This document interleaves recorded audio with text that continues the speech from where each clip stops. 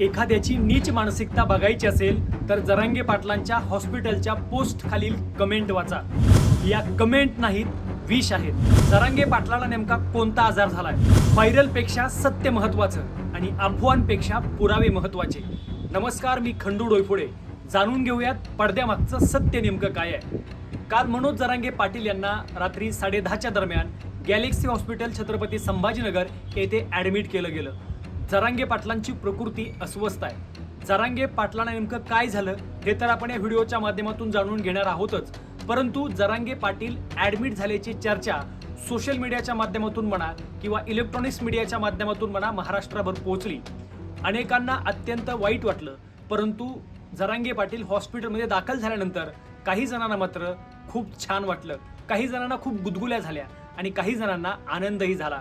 मुळात आमचा शत्रू जरी संकटात असला तरी त्या शत्रूचं आम्ही नेहमी शुभ चिंततो. मुळात जरांगे पाटील दवाखान्यात ॲडमिट झाल्यानंतर आनंद कुणाला झाला हे मी वेगळं सांगायची गरज नाही.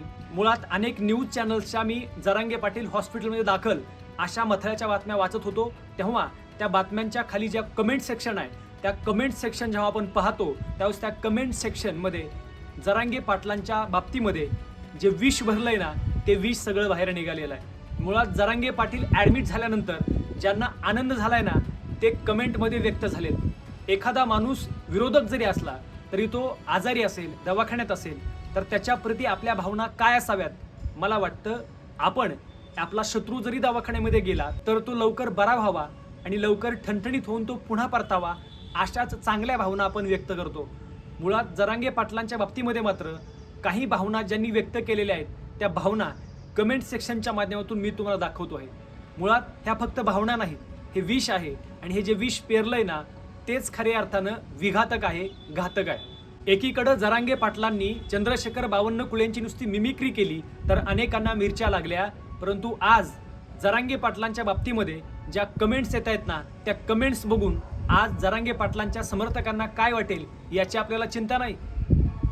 यात चंद्रशेखर बावनकुळे यांच्याबद्दल जरांगे पाटील बोलल्यानंतर चंद्रशेखर बावनकुळे पत्रकारांसमोर रडकुंडीला आलेले जरांगे पाटलांनी पाहिलं आणि जरांगे पाटलांनी जाहीरपणे सांगितलं की मी चंद्रशेखर बावनकुळेंना माफ करतो. अशा प्रकारची जाहीर भूमिका घेऊन आपला शत्रू जरी संकटात असला तरी संकटात त्याच्या हाकेला धावून जाणारं नाव म्हणजे मनोज जरांगे पाटील. पण दुसरीकडं जेव्हा मनोज जरांगे पाटील गॅलेक्सी हॉस्पिटलमध्ये ॲडमिट होतात तेव्हा मात्र ज्या कमेंट्स येतात ना त्या कमेंट्स नसतात बांधवांनो, त्या खऱ्या अर्थानं ह्यांच्या मनामध्ये साचलेलं विष असतं आणि ते विष पलटी मारण्याचं काम कमेंट्समधून दिसतंय. ह्या ज्यांनी कमेंट्स केलेत ना त्यांना माझा एकच प्रश्न आहे, तुमच्या कुटुंबियातील एखादा माणूस दवाखान्यामध्ये असल्यानंतर तुम्हाला अशाच प्रकारच्या कमेंट्स सुचतील का?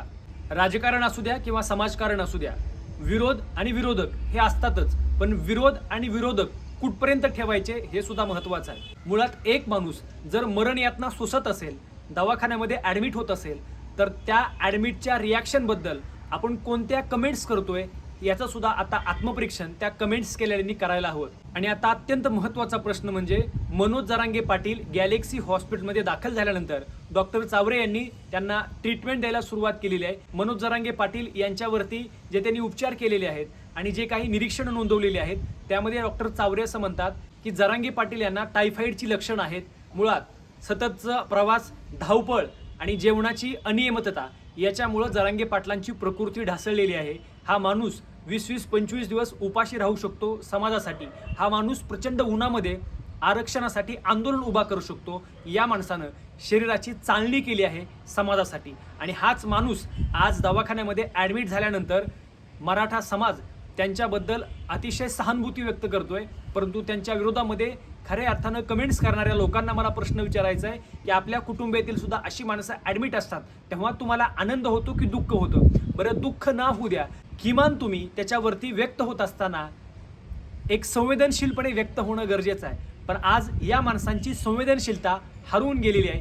ही फक्त दिसायला माणसं आहेत, यांच्या आतमध्ये एक जनावर लपलेलं आहे आणि तेच जनावरं आज कमेंट्सच्या रूपामध्ये बाहेर येताना पाहायला मिळतात. मित्रांनो, एवढं सगळं होऊनही जरांगे पाटील हॉस्पिटलमध्ये गेल्यानंतर काय सांगतात तर समाज बांधवांना सांगतात उद्या 16 ऑगस्ट आहे आणि 16 ऑगस्ट रोजी दुपारी 12 वाजता मी आंतरवाली सराटी येथे अभ्यासकांची बैठक घेतोय आणि मी त्या बैठकीला दवाखान्यामधून येतो आहे. म्हणजे दवाखान्यात गेल्यानंतर सुद्धा या माणसाला समाज आठवतो, समाज भान आठवतं, समाजामधला खऱ्या अर्थानं वंचित असलेल्या घटकाला न्याय मिळाला पाहिजे यासाठी हा माणूस अविरतपणे झटतो आहे. आणि या व्हिडिओच्या माध्यमातून मी तुम्हाला सांगतो उद्या देखील हॉस्पिटलमधून जरांगे पाटील आंतरवलीला येतील, अभ्यासकांची बैठक घेतील आणि पुन्हा एकदा हा गडी मैदानामध्ये तयार होईल यामध्ये तीळ मात्र शंका नाही. आणि शेवटचा अत्यंत महत्त्वाचा विषय म्हणजे मनोज जरांगे पाटील यांच्या पोस्ट खाली वेड्यावाकड्या कमेंट करणाऱ्यांना मला सगळ्यांना सांगायचंय की विरोध असावा आणि विरोधकही असावेत, परंतु त्या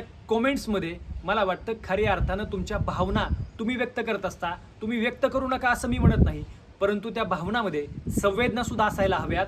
आज आपला शत्रू जरी मरण यातना भोगत असेल तरी तो लवकर बरा व्हावा ही आपली संस्कृती आहे आणि अशा संस्कृतीला बाटवण्याचं काम जर तुम्ही करत असाल तर ते अत्यंत दुर्दैव आहे. माझी मराठा बांधवांना सुद्धा विनंती आहे की आपण सुद्धा व्यक्त होत असताना किंवा विरोधाच्या पोस्टमध्ये बोलत असताना पातळी विसरून पोस्ट करू नका, पातळी विसरून कॉमेंट्स करू नका. कारण प्रत्येकाला भावना आहेत, त्या भावना व्यक्त व्हा, पण भावना व्यक्त करत असताना एखाद्याची मनं दुखावतील अशा प्रकारच्या कॉमेंट्स करू नका. तुमच्या कॉमेंट्स ह्या अभ्यासपूर्ण असाव्यात असं माझं वैयक्तिक मत आहे. तुम्हाला काय वाटतं? जरांगे पाटलांच्या पोस्ट खाली वेड्यावाकड्या कमेंट करणं योग्य आहे? तुमच्या देखील प्रतिक्रिया कमेंटमध्ये अवश्य कळवा. आणि या चॅनलवर जर आपण नवीन असाल तर अशाच प्रकारच्या सडेतोड व्हिडिओसाठी आमचा हा चॅनल नक्की सबस्क्राईब करा. आवडल्यास लाईक, कमेंट आणि शेअर करायला विसरू नका. धन्यवाद.